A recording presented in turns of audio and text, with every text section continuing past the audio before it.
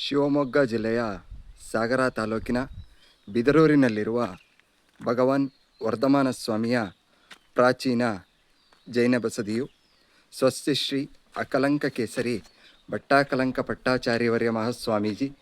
ಶ್ರೀ ಕ್ಷೇತ್ರ ಸೋಂದಮಠ ಇವರ ಮಾರ್ಗದರ್ಶನದಲ್ಲಿ ಹಾಗೂ ಮರಬಿಡಿ ಸೀಮೆಯ ಸಮಸ್ತ ಶ್ರಾವಕರ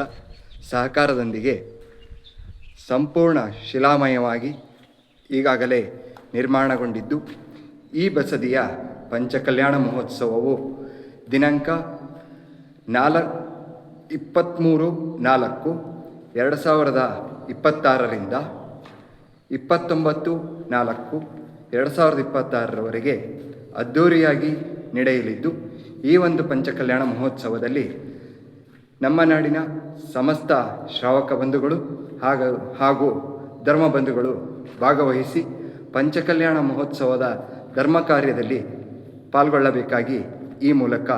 ತಮ್ಮಲ್ಲಿ ಸವಿನಯ ಪ್ರಾರ್ಥನೆ.